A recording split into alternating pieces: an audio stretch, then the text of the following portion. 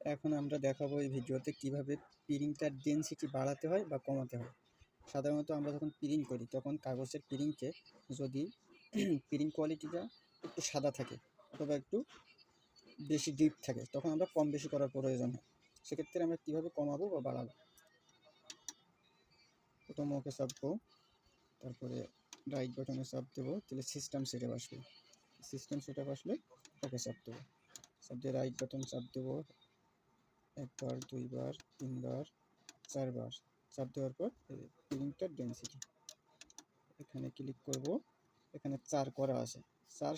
4 যদি আমার কালিটা বেশি থাকে, আমার যদি কমানোর প্রয়োজন হয় তখন লেফট বাটনে চাপ দেব 3।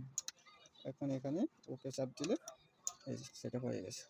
এখন আমি ব্যাক করে চলে আসবো।